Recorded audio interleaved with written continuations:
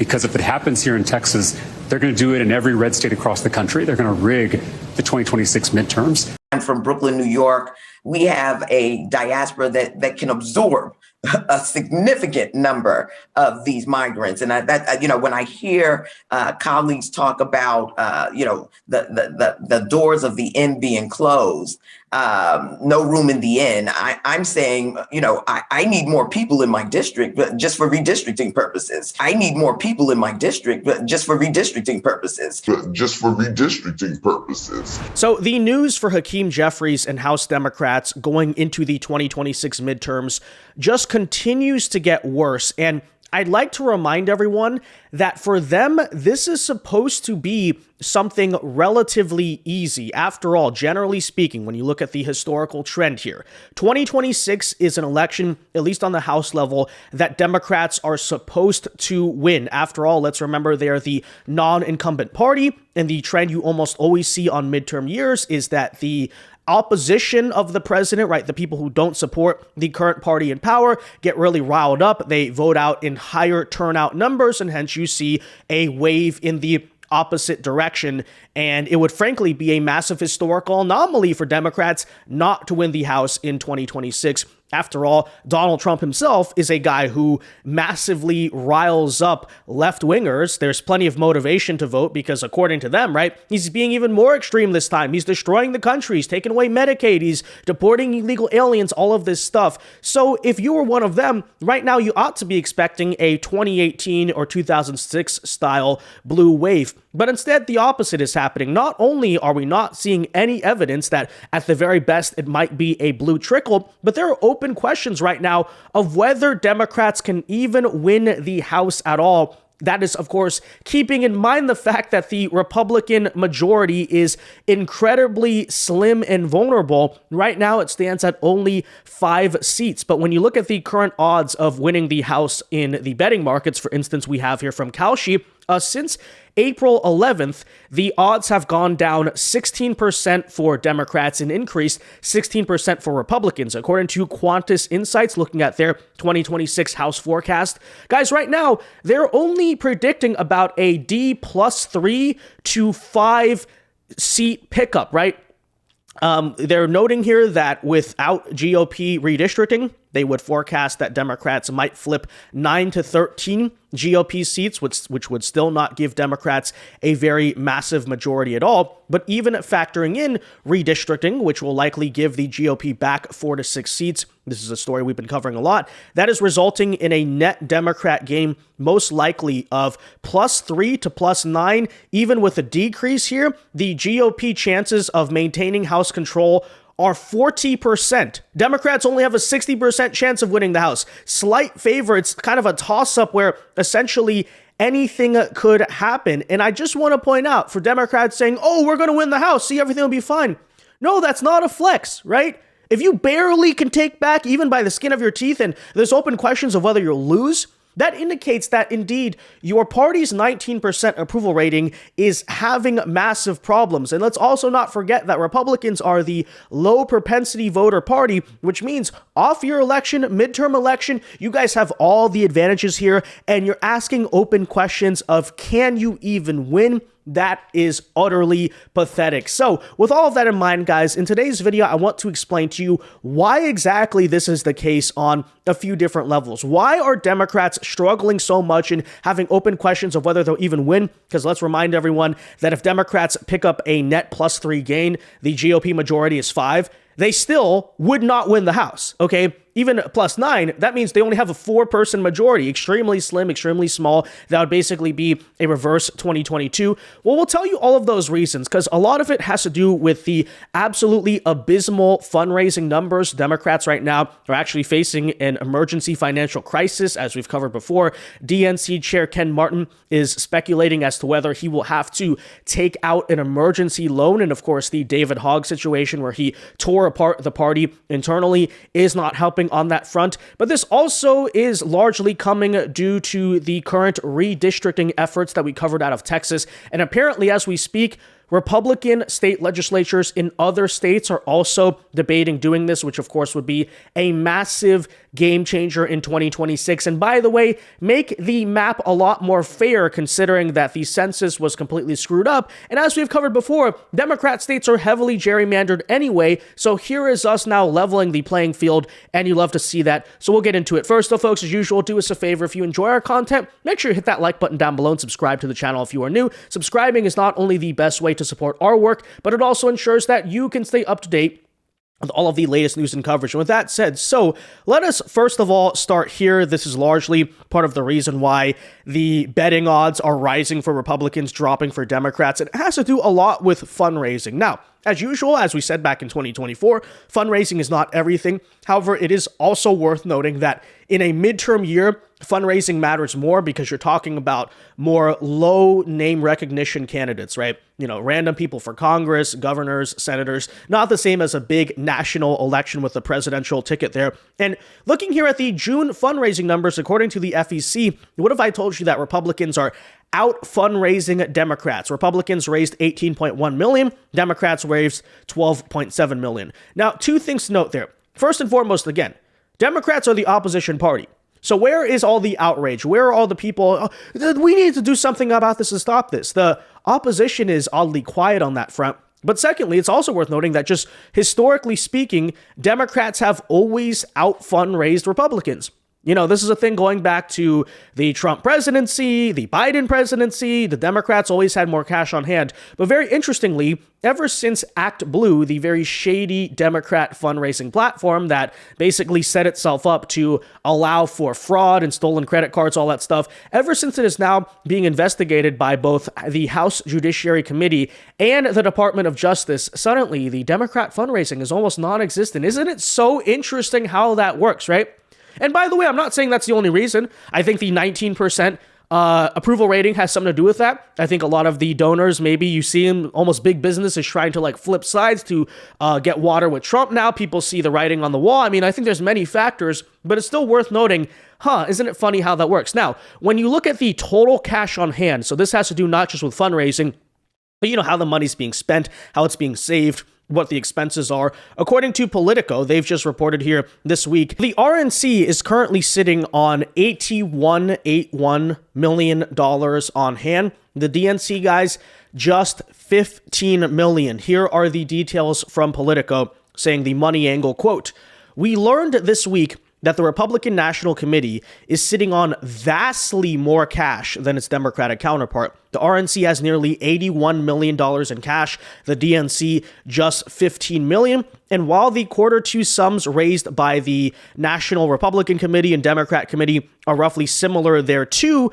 even then Republicans have the financial edge. GOP sitting at $32 million, Democrats at $29 million. And if you're wondering if Hakeem Jeffries is necessarily doing a good job as the leader of the party, Ken Martin, of course, the current DNC chair, who was brought in from Minnesota. This is Tim Walz's best friend. He's supposed to be something fresh and different, and he's from the Midwest. Surely that'll help. Yeah, newsflash, this character right here not doing such a good job at leading the party. And let's see if his messaging is getting any better, right? Is he doing anything substantial to claw out of the 19% approval rating and complete financial crisis, or is he not? Well, check it out for yourself. This far-right extremist group that I've never heard of filed this ethics complaint right here, alleging that I somehow abused my power by speaking the truth about Donald Trump's so-called U.S. attorney in New Jersey. Let me be clear about my opinions relative to Alina Habba. That's the U.S. attorney right now in New Jersey. She is woefully unqualified and is a political hack.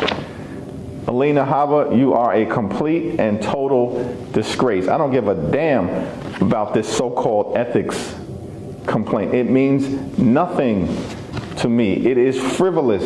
It was filed by pettifoggers who perhaps themselves should be disbarred. We will not be intimidated. Get lost. Wow, wasn't that just so tough? Wasn't that inspiring to listen to? Aren't you so motivated now? Wow, I just cannot imagine why the Democrat Party is not raising money and not looking strong going into the midterms. I mean, oh my freaking gosh. What was that? Right? He's trying to act tough, but he's just talking extremely monotone. Like, listen, you flatty gogger, whatever he said, we will not be intimidated. Yes. Ha. We're fighting. We're Democrats. Ha ha ha. What was that? Pathetic.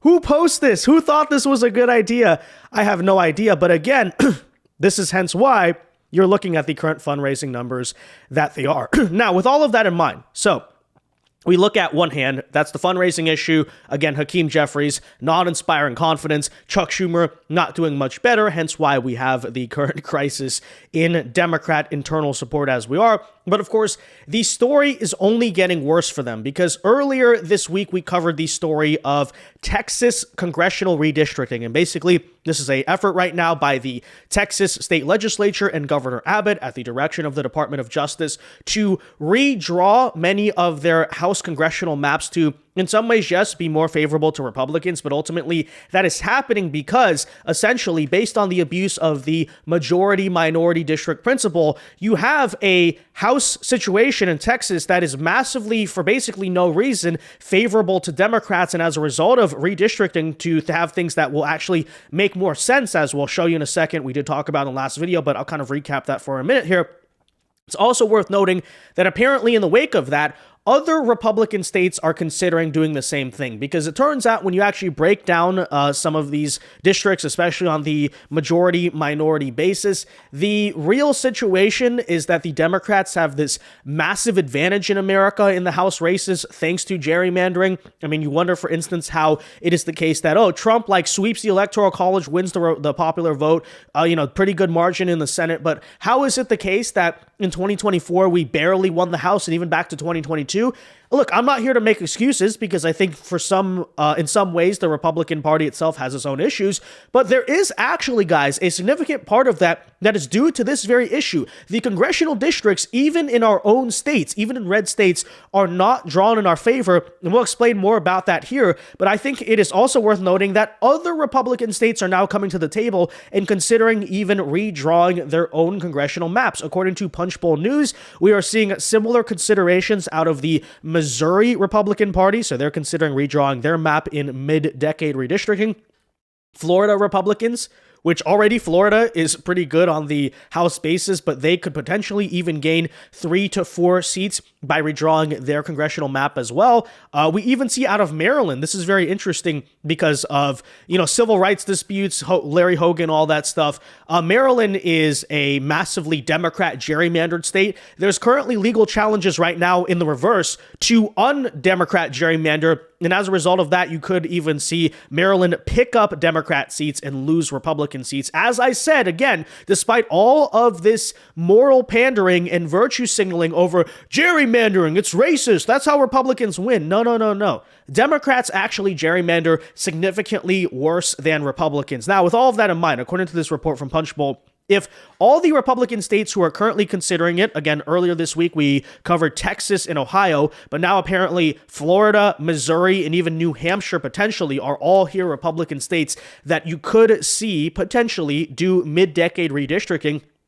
You add up all those numbers, this could result in a total Republican gain of plus 13 to 15 seats, which would basically make it impossible for Democrats, even if they tried to do redistricting of their own, which largely probably would not hold up in court because, again, the national story here, when you really break it down, is that Democrats gerrymander significantly more. It's actually Republicans who just set themselves as natural disadvantages, and it's a question, of course, of how many of this could hold up in court. But again, that's why we covered Ohio and Texas in specific there are saying, no, well, this can hold up because, as we'll show you, the districts actually make no sense as they're currently drawn.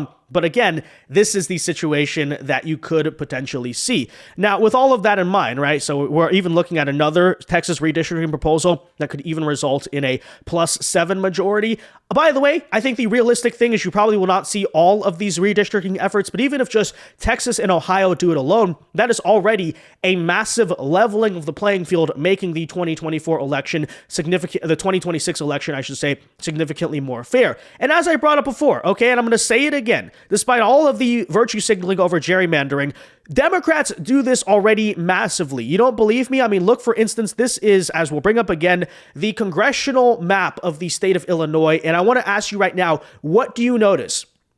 Do these look like legitimate congressional districts to you? Do they look like they kind of evenly represent stuff? No, this is called gerrymandering, right? Look at this yellow district right here. I mean, remember, for those of you who learned about gerrymandering in school, I don't know if it was taught like to every generation, but you remember seeing the maps they kind of showed you to say, oh, this is an example of it from the Civil Rights South. This looks like the Civil Rights South. What is this? So you look at this yellow district right here. It's cutting across the middle of the state. It's a skinny line. It's like in the middle of the purple district that goes all the way from Champaign to like towards almost Iowa. This district goes from St. Louis all the way to Champaign. And then look at the green district on the top. What is going on in any of this? It's called, guys, Democrat gerrymandering. Also worth noting a statistic we covered before, that in the state of California, where Donald Trump won 41% approximately of the popular vote there, Republicans only picked up 15% of the House seats, right? So this is all to point out. No, all this talk about gerrymandering, Democrats do this, again, significantly worse. But with all of that in mind, I once again bring you out of Texas, despite all this talk about the gerrymandering, that this right here is the district, okay, this is Texas's, I believe, 33rd congressional district in Dallas, that Republicans are not proposing to draw. They're proposing to get rid of this. Okay, and according to Democrats, by getting rid of this, we are rigging the elections and we are doing gerrymandering. No, we are un-gerrymandering, right? It is just insane. But of course, you are seeing on top of that, thanks to all of these efforts, a massive Democrat panic going into 2026. As a matter of fact, they're going so far, many of them out here to say that Trump is rigging the midterms because guess what? He's drawing congressional maps in his own favor, but in a way that can actually hold up in court because currently we're actually undoing gerrymandering, but it's like, oh, we definitely haven't done that as well. It's so ridiculous, but take a listen for yourself. Clear about what's happening. Donald Trump is attempting to rig the next election. He and his allies in Congress just passed the largest transfer of wealth in American history with their big, beautiful bill. They're literally kicking millions of people off their health care to fund tax cuts for billionaires. And they know it's unpopular, but they don't care because they have a plan. Donald Trump just called Governor Abbott and told him to redraw the political maps in Texas to gain 5 more Republican seats so they can protect their majority no matter what the election outcomes are. I mean, this is the rot at the core of our broken political system. Politicians choosing their voters instead of voters picking their politicians. In any other industry, this would be called a conflict of interest. And so Democrats here in Texas are going to do everything we can to stop this power grab, because if it happens here in Texas, they're going to do it in every red state across the country. They're going to rig the 2026 midterms. We're obviously in the minority here in Texas. We've been in the minority for about 30 years, so we've learned how to use every tool in our toolbox to fight for people and deliver for people. So we have the rules. We can use the rules to figure out how to slow things down and how to kill bad bills. We can use our platforms to organize people like we're doing out here in Plano. We can also deny quorum because they need all the Democrats to show up to be able to conduct business. We did that in 2021 to stop their voter suppression bill.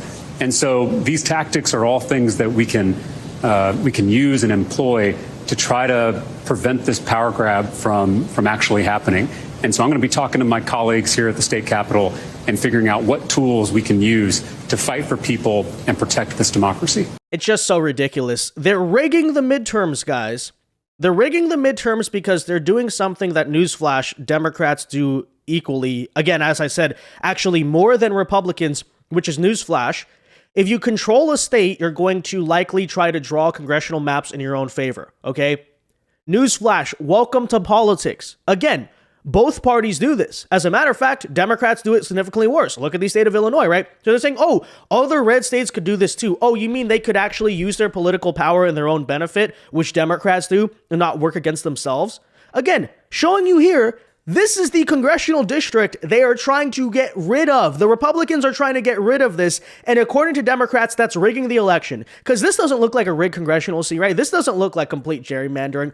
Utterly ridiculous. We need to, by the way, aggressively push back on this narrative because it is insane and it's just insufferable to listen to when you actually know the state of electoral politics, that Democrats are going to accuse anyone else of gerrymandering. They're the biggest gerrymanderers in the United States of America. I say to Republicans, You just literally match their behavior, draw seats how the Democrats draw seats, and newsflash, Democrats would have no chance in 2026. Because as a matter of fact, they're the party that can only win because of gerrymandering. That's just the truth. That's the truth in modern America. I don't know what the case was 20, 30, 40 years ago. Okay, I wasn't even alive, okay, for much of that time. But I know the situation now. And the situation now is that it's the total reverse. We are unrigging the midterms. And so obviously, it seems that the Democrats in Texas are going to see all of these dirty tricks. They're going to try to pull them all out. We'll see ultimately if that all works. But it is worth noting here as well at the same time that as you have the financial crisis, as you have the redistricting crisis that Democrats would be facing here, as you have the fact that ActBlue has totally collapsed and is under investigation. Apparently now, you can see here, this is a new campaign fundraise, not new, but a campaign fundraising tweet that we have seen in the past saying over the last few months, Republicans have escalated their attacks on an unlikely target. ActBlue, the platform Kamala Harris and many other Democrats used to receive campaign contributions. The far right has threatened bogus investigations, and Elon Musk keeps firing off tweets about a massive scandal. But why are they going after ActBlue? Republicans are attacking ActBlue because small dollar donations from people like you are a major advantage. So to make a very long story short here, right, trying to use all the investigations and Republican issues to drum up new fundraising. Hey, donate even more to ActBlue. But as you can see, it's not really working given the current state of Democrat fundraising. That's why, hence, they are already inventing the excuse that if they lose the midterms, it was rigged because of mid-decade redistricting, even though apparently if Democrats can only win with the districts looking like this, then I think the opposite argument ought to be made there. But all right, with all of that said, guys, let me know your thoughts on this in the comment section down below. Be sure to leave a like on this video, subscribe to the channel if you are new, and until next time, God bless and peace.